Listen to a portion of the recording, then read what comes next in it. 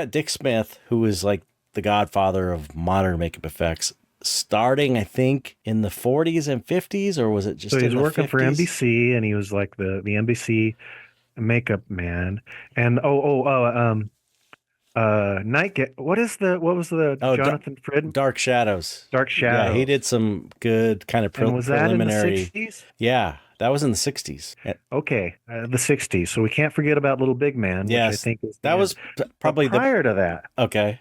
prior to that, what else was there? So Dick Smith, Stuart Freeborn was doing some Oh, cool stuff. yeah. Mm-hmm. Stanley Kubrick, he was doing stuff for Stanley Kubrick. So there was a 2001. Yeah, with There the. was Doctor Strangelove, those great makeups on Peter Sellers. That's true. Yep. And so Stuart Freeborn was doing some pretty cool stuff. Yeah, yeah, And he did the again, that was like the crossover of costuming and animatronics with yeah, the cavemen Donna dudes. Man sequence. Yeah, Yeah, in 2001. That was 60, wasn't that 69, I I think? think so. And what about John Chambers? So was Oh, John Chambers Planet of doing the anything Apes. out of? Oh yeah, but That was that was 60. 70s. That was 60s. So that was Okay. around 67 or 8. Okay. So yeah, absolutely. Planet of the Apes was groundbreaking and Yes. Little Big Man. But prior to that, was Phil Leakey a British effects guy? It was Hammer. Some of the Yeah, Hammer movies were starting to come out, I think, in the 60s. like that weird name for those science fiction movies. There was like the Quatermass. Quartermass in the Pit, Quatermass in the Pit. Yeah, Mm-hmm. yeah. And then there was yeah, That there was weird some cool stuff. There's that weird makeup where the guy is like this. It's like a big mouth. You know the makeup where it's like a big eye and then the mouth I goes out do. like a flower kind of. Was that a British I think that was production? Yeah. British. I think so. Okay. Yeah. And then there was the Oliver Reed werewolf. So there was That's true. British did their versions of That's werewolves, and true. That's which were true. great. Yeah. So there was a lot of good stuff happening in Europe. Yeah. But the two, I think, most groundbreaking things that happened in the 60s were Dick Smith with Little Big Man and John Chambers with Planet of the Apes, I think, Mhm. unless we're missing something. But Dick Smith had done he'd done some age makeups for different TV things. Mhm. And he did a full face old age makeup on Jonathan Frid in Mhm. Dark Shadows. Kind of a precursor to the Little Big Man makeup. Right. And apparently the issue of face masks and foam is that they shrink. So he devised this kind of ingenious way of breaking up a prosthetic sculpture to do overlapping appliances. And so he did Dustin Hoffman as the 120-year-old man or something. Okay, so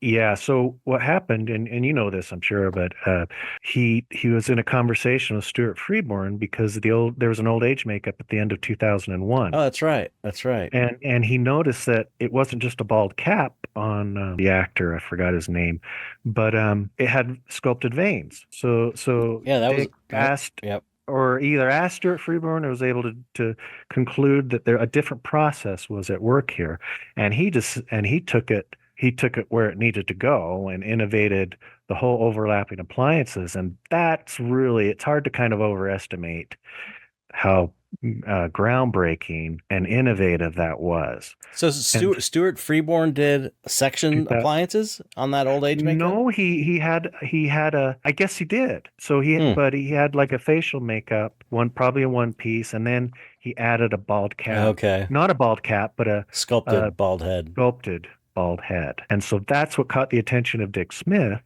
who then just took it and ran with it. Right. And Little Big Man's another one of those landmarks where we jump considerably in Yeah. quality. Yeah. And let's talk about texture a little bit. I'm biased towards Dick's approach for that makeup, whereas he never really stopped and said, okay, now I'm in the texture stage of this, and dot dot dot dot dot whatever. Everything was sculpted. Even the detail was like it was layered. The he what is I don't he even went past the tertiary stage. There was another stage where it was just really fine little sculptures that he Hmm. brushed down. And I still think that makeup has some of the best sculpting I've ever seen on a makeup. I would stare at that thing It's amazing. endlessly. It's beautiful. I did too. So Yeah. have you ever seen it in person? Yes. Because I I haven't, saw I don't remember I saw the head, the back of the head and neck scope. Kazu had that and in his office, and I went and stared at it. And how was it compared it's to what? very sculptural. It's very How sculptural. was the detail? It wasn't to the same level of detail that we No, would do at and no, and Rick's, right? if he did put any like non-sculpted detail, it might have been some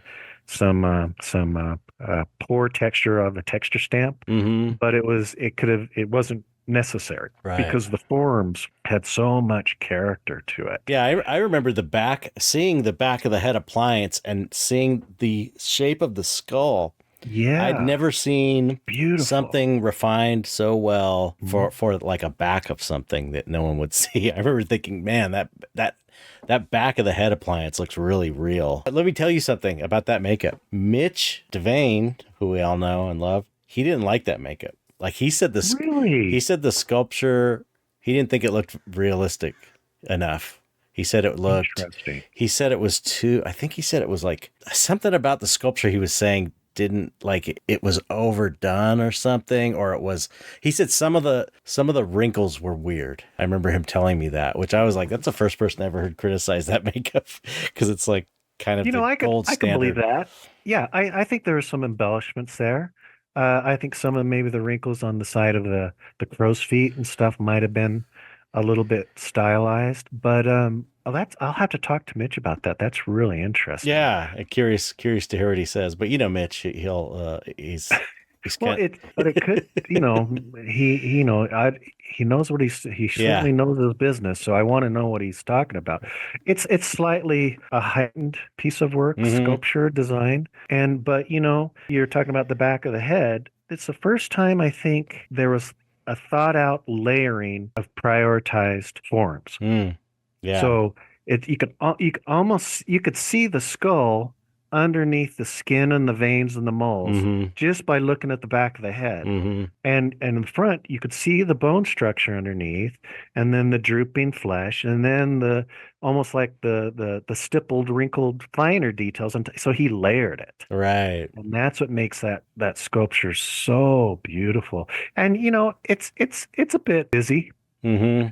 but there's a couple shots in the movie where it's stunning. Yeah. It's like there's I think it was even I can't remember, but he had lenses in there, so it Yeah. looked that made his eyes look all cataracty and cloudy, And milky, and that's, and that yeah. really helped. That's huge. That's huge for old Mhm. age makeups is contact lenses. That It is. I've seen makeups that were like the makeup's good, but the eyes need to be kind of fucked up in order Hmm. for it's because the eyes are kind of a dead giveaway, you know. Yeah, totally, Um, totally. and it's the first thing you kind of look at too. Just for, I'm assuming everybody knows everything about makeup effects that's listening, but there's probably people who don't really know about how it's made. So I just real quickly, I wanted to just say, prosthetics. I mentioned earlier the quick, simple explanation: a life cast is made, a mold of someone's face. It's reproduced in plaster. The mold is filled with plaster or some kind of stone, or now all kinds of materials. But then a sculpture is sculpted over the plaster face of the actor or actress or actor, and then that is molded, opened up, clay is cleaned out, it's put back together. Foam latex, which is like the stuff in a couch, or foam sponges, is a liquid foamy material that's injected into the mold and then baked, and then those are your pieces that are glued on the face. Just like the quick overview, right? That's kind of basically it. Yeah, the foam latex fills the space that the clay used to in the mold. Right. So it replaces the clay. And yeah, and oftentimes it was just one piece appliances Right. And it shrinks. Foam latex and it shrinks. shrinks. So Mhm. Dick Smith developed this way of coating the plaster bust with a dental separator material called owl coat, I believe, and sculpted his pieces on that and cut cut them into sections. He roughed out the sculpture to Right. say 90%, 85% there. Then you continue. He's cut it Yeah, he'd make and cuts where he wanted the different pieces to overlap, and then soaked it in water, and the dental separator made the pieces come off in clay. And then he'd take these clay pieces and put them on, so convoluted, put them on sections of the life cast that have been invested in a base. So it's like there would just be a forehead in stone, and then he would lay the clay pieces or a cheek or a chin, and he would kind of like sculpt them to overlap on each other. And that was the big innovation, because before it was like if you wanted an old person's makeup, it would be the whole face. The Jonathan Frid. Yeah, and which is difficult to glue down because it's the foam shrinks. So his big innovation was these overlapping makeups. And then everybody, I remember on the craft, we did a makeup that didn't get used for the movie. I did the makeup, and I remember I was in the shop when you sculpted that. Oh, okay. And it was like totally overdone. Now that I look back at it, it was a good makeup, but it was like super wrinkly. It's like, I liked it. You could tell that I was waiting all these years to do it because I like kind of overdid it on the sculpture. But everyone wants to do their version of the little big man makeup. And and it was like, and Darkman was multi-layered, and we overdid it as well. Like we had a separate, it's like it could have been with Darkman. It was a neck piece. We should get into that later. But I remember there was like too many. It was overly broken down, just because everyone was going crazy. And it's like, okay, you could probably get away with less pieces, and it's still and it's a little easier to work with. But so that was the big makeup innovation. And then it was around that time, I think Rick Baker started working with Dick too, right? Didn't he I think he assisted him on Little Big Man a little bit. I'm 99% sure of that. I don't know if Rick did. He might have, but I know Craig Reardon did. Oh, really? Yeah. I'm pretty sure Rick was like a kid. Because I know he helped on The Exorcist. He helped on The Exorcist, and he was pretty young on that, and that was 72. I'm pretty sure he did, but I might be wrong. I might be wrong about that, but I could be wrong too. Maybe I could be wrong. Anyway, so that was like the big innovation, and then can you imagine how exciting it was for Dick to apply that makeup for the first time? I know, right? And to see how it's almost like it probably surpassed his expectations, because he all right. This is going to sound kind of weird and mystical, but I know you don't mind. No. Quality gets you closer to God. Right. Yeah. Quality, there's something where you're able to transcend this mortal vehicle, something where if you put in the time aspiring to quality, you make leaps and jumps. It's literally like it feels like you're going higher and higher. Yeah, it's like it becomes a transcendent experience. It's a transcendent thing, and I can't think of it had to have felt so good for Dick Smith to put that on, because he had to know at that point that he's special. Yeah. That something really special occurred. Yeah, and what a time I mean, people don't realize it's like, to come up with that idea of using a dental separator, the whole thing is so weird, and it's like bringing all the disparate elements together from different industries to figure out, he was really, really pretty incredible guy when it came to like innovating this stuff, because it's just like back, think in the 60s, thinking about how to do these things was just like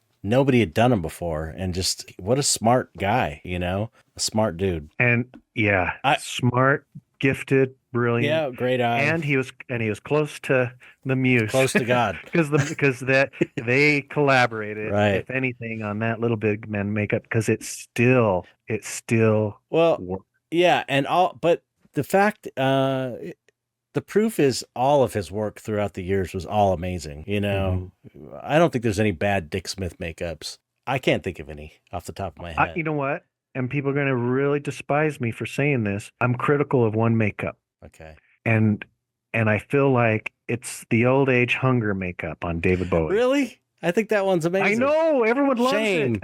And okay. Wait. Before we get onto that, we forgot one of the big innovations of the Little Big Man makeup that didn't make it to screen, and that was the wrinkled eyelids. The eyelids that generally, in foam latex, you would blend off around the eye, and old people have this sagging, crepey skin above their eyes, and Dick figured out a way to do these super thin accordion-like baggy eyes that glued to the eyelid to where when he blinked, you would see the makeup, the eyelids kind of like these wrinkly eyelids blink with it. And that had never been done before, and they didn't shoot it, or they edited it out, any blink shots, which is kind of So a shame. glad you mentioned that because he addressed a part of the face that I think is very, very, very important. And that hood that goes above the eye Mm, is very distinctive on some actors, less so on others.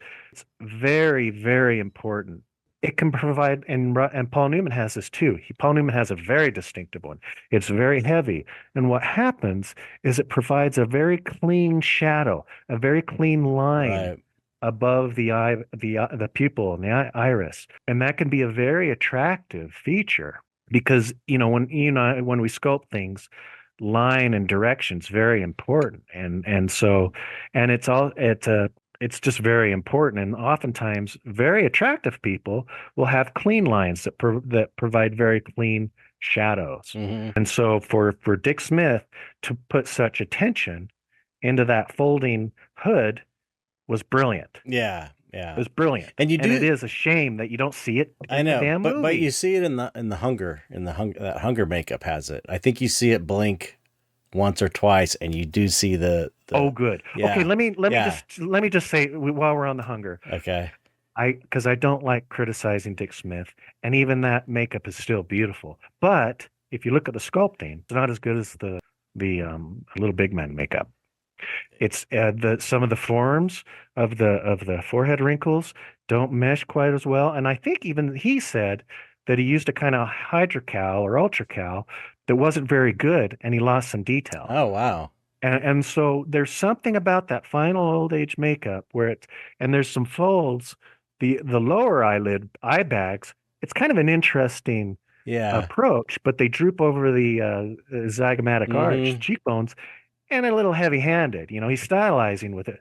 But here's my criticism, because he can never criticize Dick Smith's sculpting or his application. He's just too damn talented. But I didn't feel it matched how David Bowie would age. Hmm.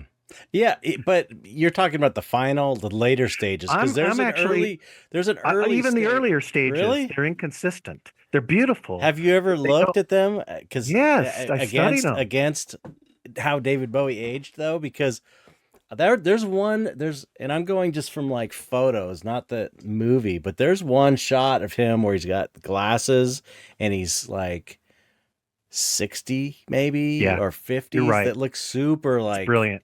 You're right, Chet. amazing, and it's I can't argue with you. It's brilliant, and I've seen it compared. But he changes the whole stylization of the neck waddle, mm. and that one, it's really spaced far apart. And then, This is and like super nerd talk. I Okay, know, but people, I know. I I'm got to get glad. it out of my I'm glad. I system. just think it's amazing. It's I like know, I've got to there's get it out people of my that think about system. this stuff. Yeah, That's us. there's some continuity problems with those makeups.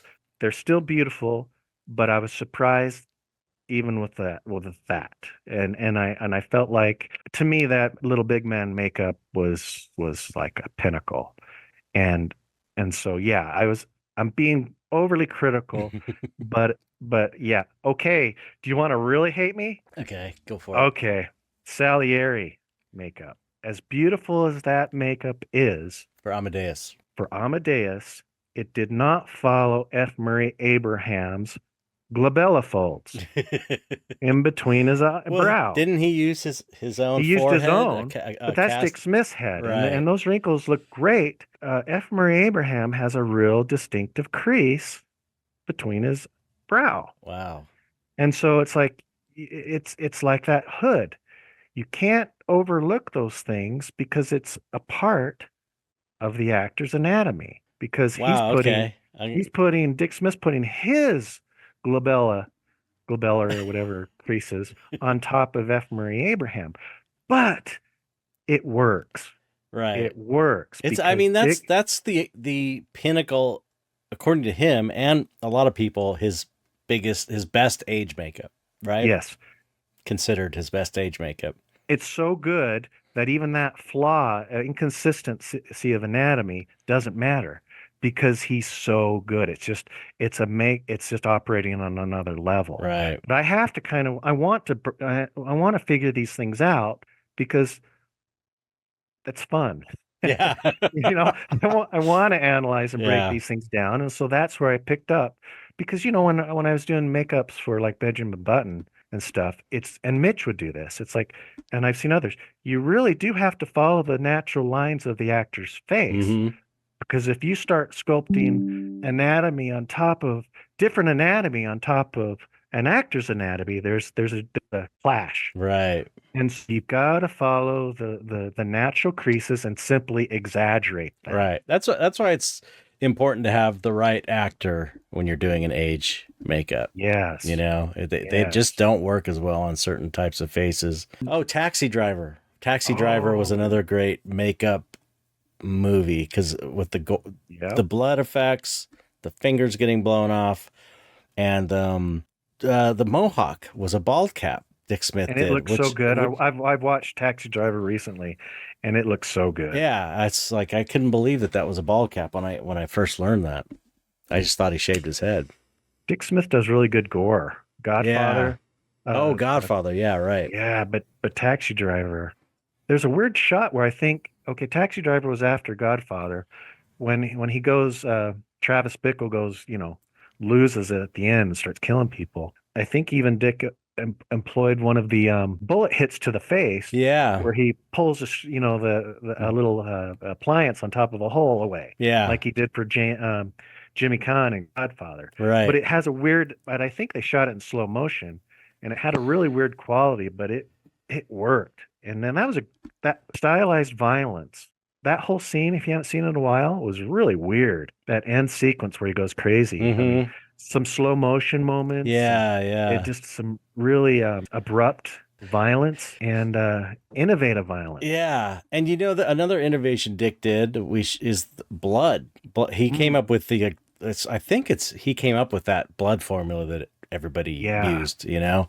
And the blood in Taxi Driver was kind of darker Uh-huh. than it had been in a lot of the movies from the 60s. They used like stage blood and it looked bright, Look bad. you know, Mhm. really bright looking blood. But Dick Mhm. came up with a really good simple blood formula. He also did that. We should talk about. He did that makeup book for kids, which Mhm. started off a lot of effects people. I never had. Wait, I I did. got it later. Yeah, I didn't get it until later either. Is this it? Yeah, yeah, that's the The reissue. Hmm. reissue. But that was great because it was like how to do makeups, you know, with mortician's wax, but also with stuff around the house, you know, for kids. It was made, I think, in the 60s. He did that. Oh wow. I think the late 60s. And I didn't get it until I was already I think I already had the Tom Savini book at that point.